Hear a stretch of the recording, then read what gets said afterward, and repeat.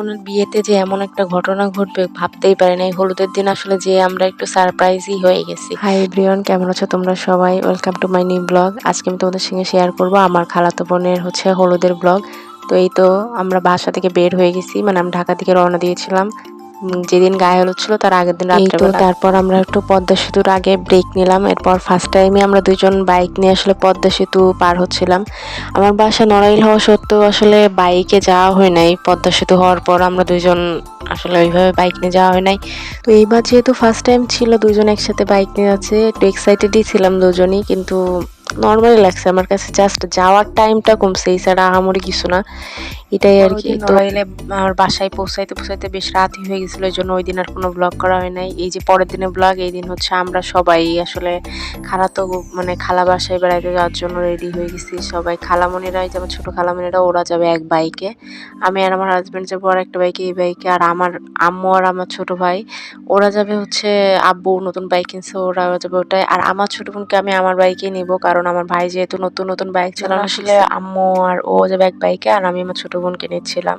তো এই তো আমরা রাত্রেবেলা রওনা দিতেছি। এখানে আসলে যদিও বোঝা যাচ্ছে, আমরা যেহেতু তিনটা বাইক ছিলাম, পুরাটা পথ আসলে হয় আমি, মানে আমাদের বাইকটা সামনে ছিল, না হলে আঙ্কেলের বাইকটা সামনে ছিল, আর আমার ছোট ভাইটা আসলে মাঝখানেই রাখছিলাম আমরা সবসময়, কারণ যেহেতু নতুন নতুন চালানো শিখছে, হাইওয়েতে একটু চালানো অনেক রিস্কি। এই তো আমরা খালামণিদের বাসায় আসলে পৌঁছাই গেছি, এখন আমরা খালামণিদের বাসায় ঢুকবো। তো আমরা পৌঁছাই গেছি, আমরা একটু ওয়েট করতেছিলাম বাকিদের আসার জন্য। তো বাসায় ঢুকেই আসলে সারপ্রাইজটা হয়েছি। তো চলো তোমাদের সাথে শেয়ার করি কি সারপ্রাইজ হয়েছি। ওদের বাসায় আসলে যেহেতু গ্রামের ভিতর, ওরা যে লাইটিং বা সবকিছুর ব্যবস্থা করছিল, আমরা যখন পৌঁছাইছি এরপর থেকে কারেন্টই ছিল না। এরপর হচ্ছে আমরা পৌঁছানোর পর এই যে বাকিরাও পৌঁছাই গেছে। তো রেডি হয়ে গেছিলাম, কারণ আমার বোন আগে থেকেই বলে রাখছিল ও হচ্ছে ওর হলুদ এবং বিয়েতে আমার কাছ থেকে সাজবে। তো আমি রেডি হয়ে গেছিলাম, এরপর যে ওকে রেডি করালাম। তারপর হচ্ছে এই যে এখানে বাকিরা হচ্ছে মানে হলুদের যে সামনে স্টেজে যে জিনিসগুলো রাখবো ওইগুলো একটু টুকটাক গুছিয়ে নিয়েছে। এই তো এবার দেখতে পারবেন আমার বোনকে আমি সাজিয়েছি, যদিও কারেন্ট ছিল না, তো লাইটের জন্য আসলে বোঝা যাচ্ছে না, তারপরেও আমি যতটুকু পারছি সাজানোর চেষ্টা করছি। আমি আসলে এরকম এর আগে বিয়েতে আসলে কাউকে সাজিয়ে দেই নাই, এটাই ফার্স্ট টাইম। তো আপনারা বলবেন কেমন হয়েছে সাজানো, আসলে লাইটের জন্য বোঝা যাচ্ছে না। এরপর আম্মু আসলো হচ্ছে ওকে হলুদ ছোঁয়ানোর জন্য। তো আর আমার দুই বোন তো দুই পাশেই আছে, ওরা দুইজন সবসময় দুই পাশে।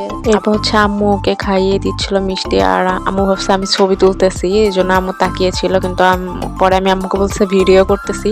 এরপর হচ্ছে ছোট খালামণি, মানে আমার মনি হচ্ছে ওকে মিষ্টি খাইয়ে দিচ্ছিল আর হচ্ছে হলুদ ছোঁয়া দিচ্ছিল। আর তারপরে হচ্ছে এক একজনের পরে এক একজন আসলে, এরপর আমি আর আমার হাজবেন্ড ওকে হলুদ ছুঁয়ে দিচ্ছিলাম। তারপর হচ্ছে একটু ভিডিও করলাম, ছবি তুললাম দুইজনে, এই আর কি। যদিও ভিডিওগুলো আসলে ভালোই নাই, কারণ যেহেতু কারেন্ট ছিল না। এরপর ওর একটা কাজিন হচ্ছে ওকে হলুদ দিয়ে দিচ্ছিল, এরপর এক একজন আসলে এক একজনের পর এক একজন হলুদ দিয়ে দিচ্ছিল। আর ও আসলে মিষ্টি খেতে খেতে এরপর আর মিষ্টিই খেতে যাচ্ছিল না। তো এই তো তারপর হচ্ছে ওরা একটা দাদু ওকে খাইয়ে দিচ্ছিল।